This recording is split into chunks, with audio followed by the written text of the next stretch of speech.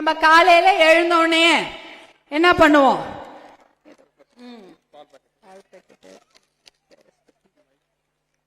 இருக்கட்டும். முதல்ல எழுந்தோடனே என்ன பண்ணுவோம்? ஃபர்ஸ்ட் பல்லெல்லாம் தேய்ச்சிட்டு பால் அடுப்புல போடுவோமா? எதுக்கு? காஃபி டீ குடிப்போம், குழந்தைங்களுக்கு பால். ஆனா இந்த பால் பாக்கெட்ல ஒரு இடத்துல FSSAI அப்படின்னா food safety security act of India. அது தமிழ்ல சொல்லணும், சிம்பிளா சொல்லணும், எளிமையா சொல்லணும்னா உணவு பாதுகாப்பு சட்டம். இந்த சட்டத்தை யார் கொண்டு வந்தது தெரியுமா? உங்க அண்ணன் தான். தைரியமா சொல்லுங்க. இந்தியால இதற்கு முன் இந்த சட்டம் இருந்ததில்லை. பால் கலப்பட சட்டம் இருந்திருக்கு.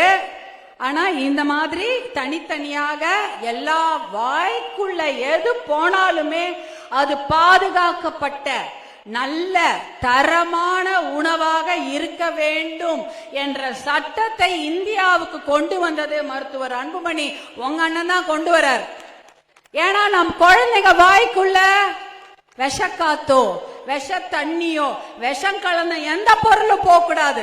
அவங்க சாப்பிடுற எல்லாமே பாதுகாப்பான விஷம் கலக்காத தரமான உணவாக இருக்க வேண்டும் என்பதற்காக தான் இந்த சட்டத்தை கொண்டு வந்தாரு.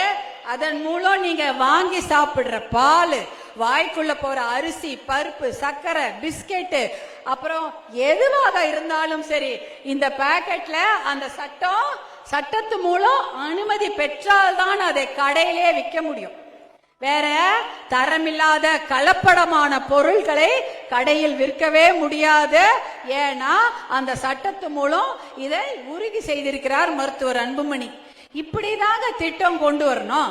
மக்களுக்காக, நம்ம குழந்தைங்களுக்காக, அவங்க வாய்க்குள்ள என்ன போகுது அப்படின்றதை உறுதி செய்வதற்காக நிறைய விஷயங்களை அவர் எப்ப செஞ்சார்? இதெல்லாம் அவருக்கு செய்யும் பொழுது வயது 35 வயது.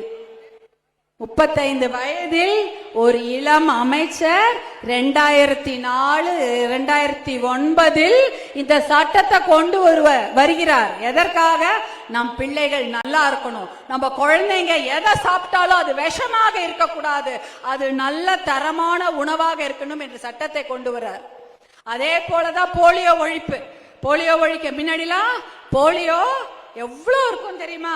எல்லா ஊர்லயுமே குழந்தைங்க யாராவது அதுல பாதிக்கப்பட்டிருப்பாங்க. ஆனா அவர் அமைச்சராக, அன்புமணி அவர்கள் அமைச்சரான அடுத்த அந்த வருஷத்திலேயே அந்த போலியோவை இந்தியா விட்டே நிரந்தரமாக ஒழிச்சாரு. அதற்காக தான் அவருக்கு பரிசும் கொடுத்தாங்க. உலக நாடுகள் அவருக்கு அதுக்கு பரிசு கொடுத்தார்கள். ஏன்னா போலியோ அதை ஒழித்தார். அதே போல கிராமத்துல என்னுடைய சகோதரிகள் இருக்கிறீங்க. என்னுடைய சகோதரிகள்லாம் கிராமத்துல இருக்காங்க. அவங்க அவசரத்துக்கு ஏதாவது உதவி தேவைப்பட்டால் யாரை தொடர்பு கொள்ளுவார்கள்? யாருக்குமா போன் பண்ணுவீங்க? ஃபர்ஸ்ட் 108 அவங்களுக்கு தானே முதல்ல பண்ணுவீங்க. உங்களுக்கு உடம்பு சரியில்லை, பிரசவ வலி, வீட்டுல யாருக்கா அடிபட்டுச்சு, பாம்பு கடிச்சிருச்சு, நாய் கடிச்சிருச்சு, இல்ல வெளியில போகும்போது பம்பு செட்ல கீழே விழுந்துட்டாங்க, தெருவுல போகும்போது விபத்து நடந்துருச்சு, யாருக்கு போன் பண்ணுவீங்க முதல்ல? 108. முன்னாடிலாம் அதுக்கு வழியே கிடையாது. என்ன பண்ணுவாங்க? 108 எல்லாம் கிடையாது. அப்ப அண்ணாக்கு போன் பண்ணணும், அப்பாக்கு பண்ணணும், இல்ல கணவருக்கு பண்ணணும். அவங்க எல்லாம் வேலையில இருப்பாங்களா இல்லையா? நீங்க கூப்பிட்டோன்னே வந்துட முடியுமா? ஏதோ பக்கத்து ஊர்ல வேலைக்கு போயிருப்பாங்க.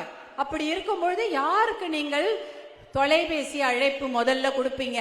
அப்பெல்லாம் நம்ம குடும்பத்துல இருக்கக்கூடிய, நாம யார நம்புறோமோ, நம்ம குடும்பத்துல கூட பிறந்தவங்களுக்கு தான் நம்ம போன் பண்ணுவோம், இல்ல நம்முடைய வீட்டுல இருக்கக்கூடிய பெரியவங்களுக்கு போன் பண்ணுவோம். ஆனா இப்ப 108 என்ற எண்ணுக்கு நீங்கள் தொடர்பு கொண்டா உடனே உங்க வீட்டு வாசலுக்கு வருதா ஆம்புலன்ஸ்? வந்தவுடனே எங்க கூட்டிட்டு போகுது?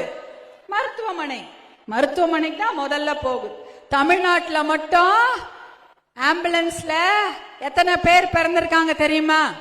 65,000 பேர், 65,000 சிறு குழந்தைகள், பிறந்த குழந்தைகள் ஆம்புலன்ஸ்ல பிறக்குது, 108 ஆம்புலன்ஸ்.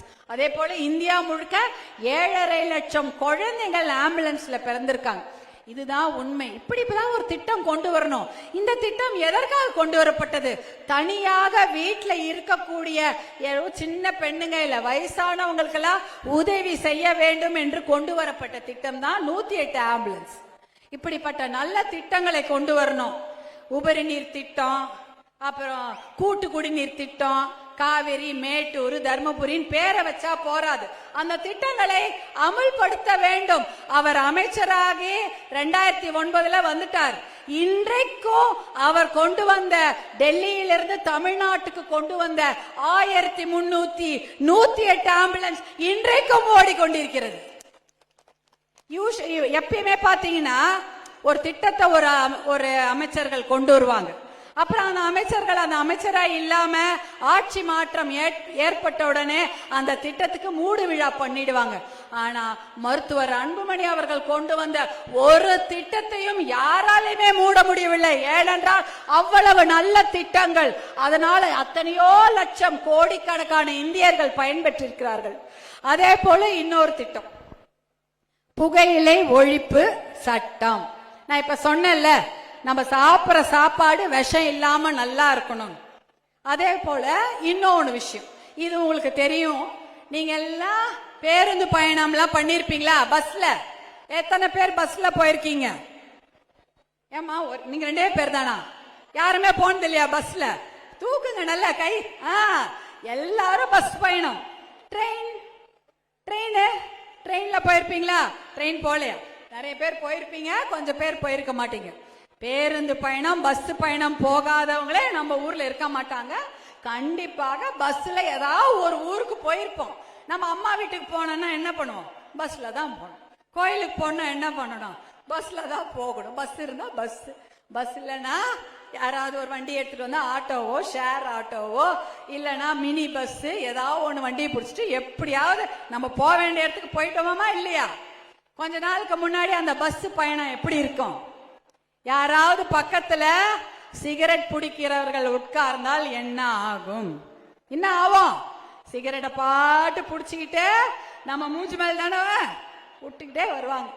அதாவது வெண் சுருட்டு புகைன்றது அவ்வளோ நச்சு கலந்தது. அதுல அவ்வளோ கேன்சர் பொருட்கள் இருக்கிறது. ஆனா குடிக்கிறாங்கன்னா அவங்க உடம்பு கெட்டு போகும். ஆனா புகை பிடிப்பவர்கள் பக்கத்தில் இருந்தால், பக்கத்தில் அந்த புகையை சுவாசிப்பவர்கள் உடம்பு கெட்டு போகும். ஆண்கள் தான் புகை பிடிப்பாங்க, பெண்கள்லாம் அவ்வளவா சிகரெட் பிடிச்சு நான் பார்த்தது கிடையாது. அப்ப ஆண்கள் பிடிக்கிற சிகரெட் புகை பெண்களை சுவாசிப்பாங்களா இல்லையா? அவங்க பஸ்ல, வீட்டுல, வெளியில எங்க போனாலும் குப்பு குப்புன்னு வளையமா அந்த சிகரெட் புகை மூஞ்சில வரும். வேற வழியே கிடையாது. அத நம்ம உள்வாங்கித்தான் ஆகணும். மடியில குழந்தை இருந்தா என்ன ஆகும்? அந்த குழந்தையும் அதை சுவாசிக்கும், அந்த சிகரெட் புகைய. ஆனால் மருத்துவர் அன்புமணி ராமதாஸ் 2004 2009 அந்த ஒரு புகையிலை தடை சட்டத்தை கொண்டு வருகிறார். பொது இடங்களில் புகை பிடிக்கவே கூடாது, புகை பிடிப்பது கிரிமினல் குற்றம் என்ற சட்டத்தை அன்புமணி எதுக்கு கொண்டு வராரு? நம்மை போன்ற பெண்களை பாதுகாக்கதான். இப்ப அவ குடிக்கிறவன் அவங்களுக்கு உடம்பு கெட்டு போகுது, சிகரெட் பிடிக்கிறவங்க உடம்பு அவங்க உடம்பு கெட்டு போகுது. ஆனா ஒண்ணுமே சிகரெட்டே பிடிக்காத குழந்தைகளும் பெண்களும் என்ன பாவம் பண்ணாங்க? அவங்களை யார் பாதுகாப்பது என்று யோசித்து இந்த சட்டத்தை கொண்டு வருகிறார். இப்ப எங்கேயாவது ரயில் நிலையம், பேருந்து நிலையம், ட்ரெயின், இல்ல பொது இடம், ஹோட்டல், எங்கேயுமே அவங்க புகை பிடிக்க முடியாது. சுருட்டோ புகையோ பிடிச்சா யாரும் பிடிக்க கூடாது, தப்புன்னு போய் சொல்றாங்க, பயப்படுறாங்க. ஏன் தெரியுமா? அது தப்பு, தண்டனைக்குரிய குற்றம் என்பதை இந்த சட்டம் மூலமா கொண்டு வரார். எதற்காகமா? நம்மை போன்ற பெண்களுக்கு இல்லையா? புகையே குடிக்காம சிகரெட்னாலே என்னான்னு தெரியாத பெண்கள் அந்த புகை, அந்த கேன்சர் கேன்சர் புகையை சுவாசிச்சு அவங்களுக்கும் இருமல், மூச்சு குழாய் திணறல் போன்ற எத்தனையோ கண்ணு எரிச்சல்லாம் ஆகும். புகை கண்ணில் பட்டா கண்ணு எரியும். இதையெல்லாம் தடுத்து நிறுத்தினார் ஒரே சட்டத்தின் மூலமாக. இப்படித்தான் மகளிருக்கெல்லாம் நல்ல திட்டங்களை கொண்டு வர வேண்டும். பேர் வச்சுட்டா போராது.